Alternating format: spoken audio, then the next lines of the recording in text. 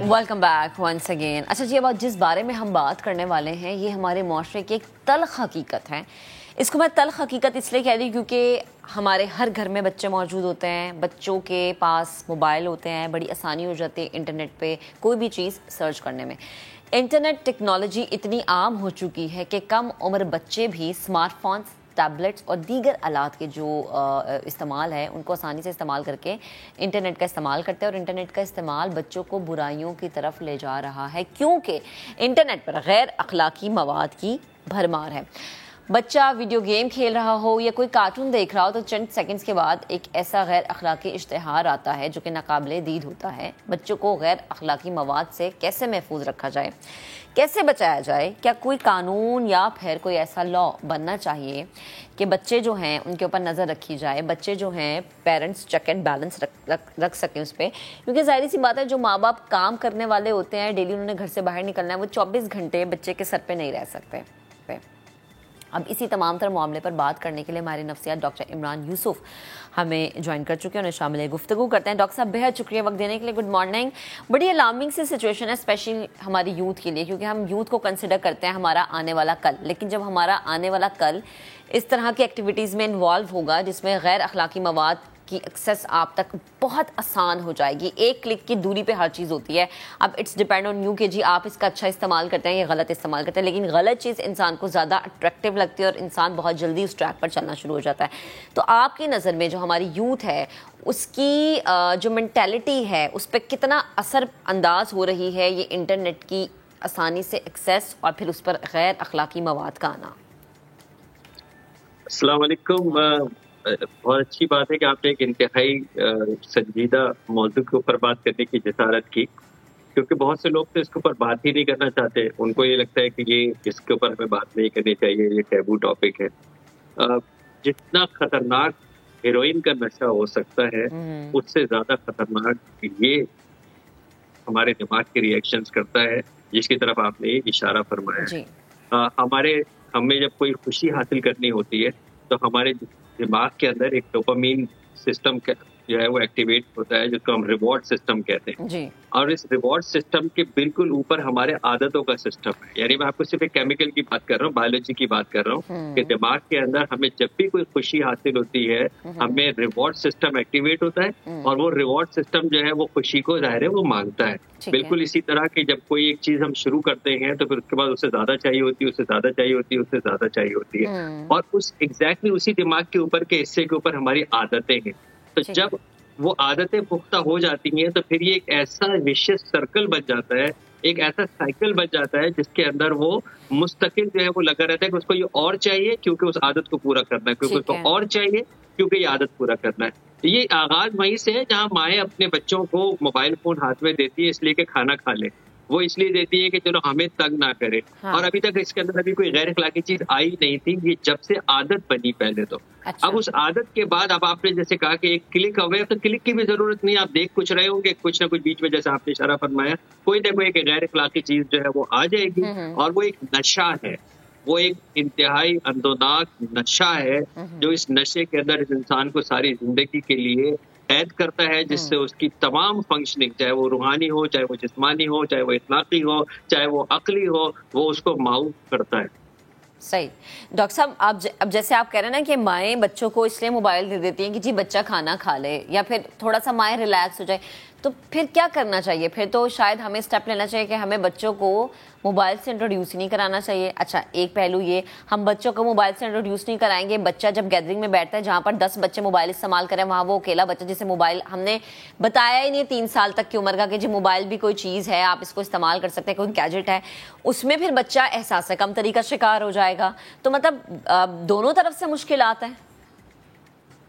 ऐसा ही है, देखिए अफरात और तफरीत की बात है ना। मैं ये बिल्कुल नहीं कह रहा कि आप उसके हाथ में फोन नहीं देंगे, क्योंकि अभी कोविड का पूरा ईरा हमने देखा है जहाँ पे ऑनलाइन क्लासेस हुई हैं और आगे अब सारी दुनिया को ये मजा लग गया है कि अगर ऑनलाइन चीज की जा सकती है तो कॉस्ट कटिंग क्यों ना की जाए और अपने ऊपर से बोझ क्यों ना उतारा जाए।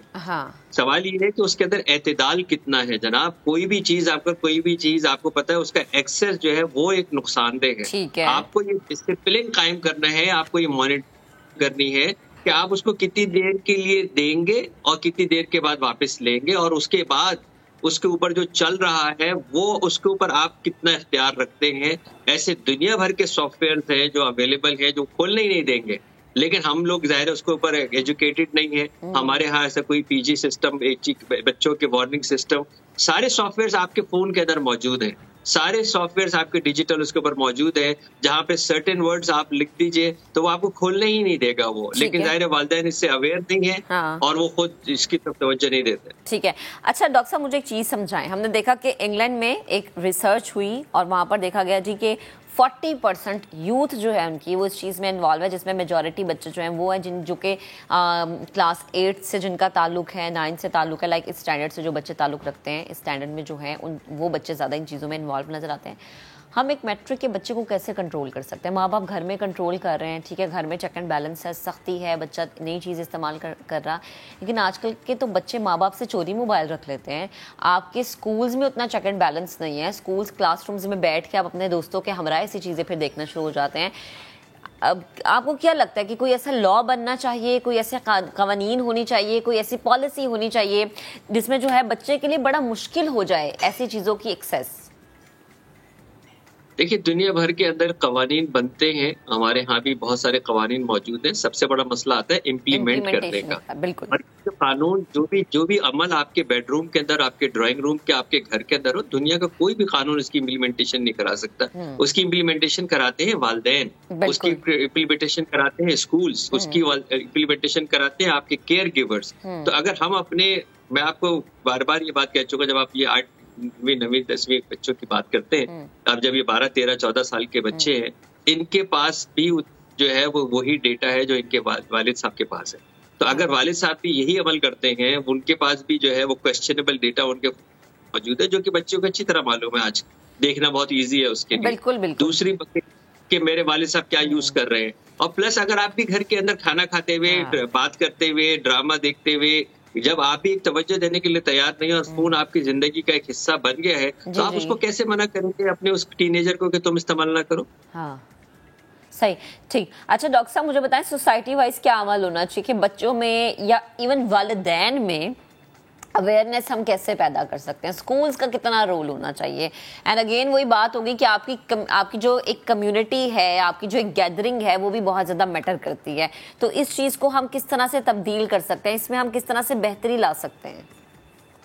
काश वालिदैन को ये संजीदगी का एहसास हो जाए कि ये जो गैर अखलाकी मवाद आपके फ़ोन के ऊपर खुल रहा है, ये इतना ख़तरनाक नशा है। आप अपने घर के अंदर भी तो फिनाइल और इस तरह का डीडीटी और तेजाब अपने लॉकर के अंदर बंद करके रखते हैं ना, क्योंकि आपको पता है कि जी बच्चा कहीं गलती से ना उठा ले।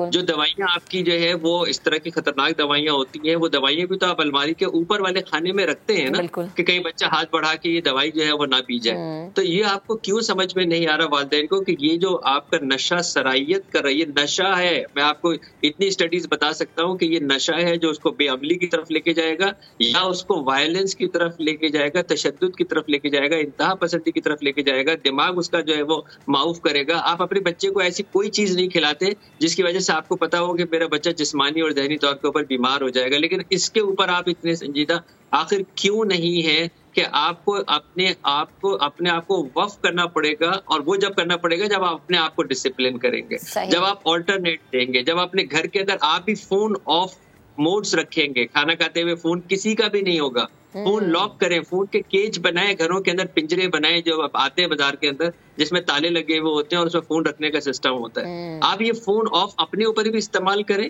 कि 1 घंटा बगैर फोन के हम रह सकते हैं। बच्चों को फिर आप देखिए, तब आप इम्प्लीमेंट कर सकते हैं जब आप खुद कर रहे होंगे कि देखिए 2 घंटे फोन ऑफ होगा, संडे फोन ऑफ होगा, देखिए खाना खाते हुए ऑफ होगा, पिकनिक पे ऑफ होगा, ड्राइविंग के ऊपर ऑफ होगा।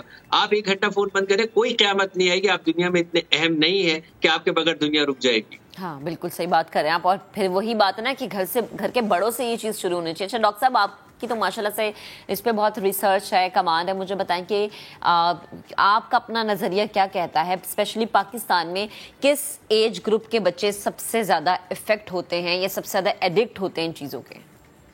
बेटा, मैं तो अभी देख रहा हूँ, क्योंकि मेरे पास तो ज़ाहिर सेंटर में पूरे दिन बच्चे आते हैं, छोटे बच्चे भी आते हैं। मैं तो गोदों के हाथ में मोबाइल फोन देख रहा हूँ, क्योंकि माँ ने उनको उसके ऊपर जो है वो डाल दी है। अब ये पहला नशा है जो आपने उस बच्चे को एडिक्ट बना रहे हैं ना, आदी बना रहे हैं। उसके बाद जब ये आपके जो टीनेजर वाले हैं, टीनेज वाले बच्चे जो है उनको और चाहिए, क्योंकि मैंने आपको कहा ना ये ब्रेन सर्किट सिस्टम है, बिल्कुल वो बिल्कुल। ऑटोमेटिक हो चुका है अब उनको जब तक वो नशा नहीं मिलेगा वो आदत उनकी फुलफिल नहीं होगी। और मेरे पास ऐसे बच्चे भी अब आ रहे हैं जो इम्तिहान नहीं दे पा रहे हैं क्योंकि उनको ये नशा लग गया है कि वो हर वक्त बैठ के इंटरनेट पे ये मवाद देखते रहते हैं। मैं ऐसे जॉब वाले बच्चों को अब जो है वो देख रहा हूँ कि वो अब जॉब के ऊपर जो है वो काम नहीं कर पा रहे क्योंकि उनके पास वो पॉपअप हुआ था, उन्होंने देखना शुरू किया और अब वो इस अंदर आ गए। अब ये बीमारी है, अब ये आदत नहीं रही है। अब जब ये इतनी मुस्तकिल मुतवातिर ये होता हो तो अब ये बीमारी हो चुकी है और नशा छुड़ाना आसान नहीं है। सही। अच्छा डॉक्टर साहब, आपने स्टार्ट में बात की थी कि बहुत सारे लोग इस टॉपिक पे बात करने से घबराते हैं या सोचते हैं कि जी इस पे बात नहीं करनी चाहिए, या शायद उन्हें लगता है कि ये उतना ज़रूरी नहीं है जितना हम इसको ज़रूरी समझ रहे हैं। अवेयरनेस के तरीके क्या हो सकते हैं आपकी नज़र में? एक तो हमारी ये कोशिश है कि हमारे प्लेटफॉर्म के थ्रू जितने पेरेंट्स एजुकेट हो सके, उनमें अवेयरनेस पैदा हो सके वो हो, क्योंकि अच्छी चीज़ ये है कि ये बच्चे हमारा कल का मुस्तकबिल है और हम शायद अपना मुस्तकबिल खुद अपने हाथों से तबाह करते हैं जब हम एक छोटी सी एज में बच्चे के हाथ में मोबाइल दे देते हैं। तो आपकी नज़र में अवेयरनेस के क्या क्या तरीके होने चाहिए? सबसे पहले वालिदैन का खुद शऊरी तौर पर आगाही हासिल करना कि कौन कौन से तरीके हैं जिसकी वजह से मोबाइल फोन्स यूज होता है, कौन से सॉफ्टवेयर्स हैं, कौन से वो वीपीएन्स हैं, कौन सी वो साइट्स हैं जिसके ऊपर आपके फोन के ऊपर एक्सेस आता है, आप बच्चों के फोन के ऊपर, कंप्यूटर के ऊपर, लैपटॉप के ऊपर एक्सेस आता है। ये आगाही होना बहुत जरूरी है। थोड़ा सा वक्त भी अगर लगाएं नेट के ऊपर आपको ये आगाही मिल जाएगी। दूसरी बात ये है, अब मुझे शर्माना नहीं है, मुझे जो भी मेरा एरिया ऑफ इन्फ्लुएंस है, अगर मैं बाप हूँ, बड़ा भाई हूँ, उस्ताद हूँ, ऑफिस के अंदर मेरा कोई रुतबा है तो मैं इसके ऊपर बातचीत करना शुरू कर दूँ। मैं इसके ऊपर बैठूं, शादी में बैठ के फजूल बातें करते हैं हम, डॉलर ऊपर डॉलर नीचे, पता नहीं मेरे कहने से ना डॉलर ऊपर होगा ना मेरे कहने से डॉलर नीचे होगा। इससे ज्यादा वो बात तो कर लेना जो मेरे कहने पे हो सकती है, हाँ। जो जहाँ पे मैं इन्फ्लुएंस कर सकता हूँ, वो बात तो कम से कम कर सकते हैं ना महफिल में बैठ के कि जनाब ये वाली चीजें हैं, डिस्कस करें, हम अपने बच्चों के साथ कैसे टाइम स्पेंड करें, हम अपने बच्चों को ऑल्टरनेट जो है वो क्या दें। थोड़ा सा वक्त निकाले ना, बच्चों के साथ वॉक करें, 15-20 मिनट उनकी बात भी सुने, अब आपकी भी तबीयत बेहतर हो जाएगी, उनके साथ भी कंपनी आपकी अटैच हो जाएगी। सही। यानी वालिदैन का बच्चों से कम्युनिकेट करना, उन्हें वक्त देना बड़ा ज़रूरी है, क्योंकि ज़ाहिर है जब आप बच्चों से कम्युनिकेट नहीं करेंगे, वक्त नहीं देंगे, उनकी नहीं सुनेंगे, तो फिर बच्चा एक गलत डायरेक्शन या कोई और डायरेक्शन देखेगा जहाँ पर वो जो भी चीज़ उसकी एक्सेस में है उसको इस्तेमाल करे और फिर वो एक गलत रास्ते का इंतखाब करे। सर बेहद शुक्रिया, हमारे साथ मौजूद थे, गुफ्तगू कर रहे थे। मेरे नज़दीक मामले में वालिदैन की ज़िम्मेदारी, सबसे ज़्यादा वालिदैन पे ज़िम्मेदारी आयद होती है कि बच्चे पे जितना चेक एंड बैलेंस आप रख सकते हैं आप रखें ताकि उसका मुस्तकबिल संवर जाए।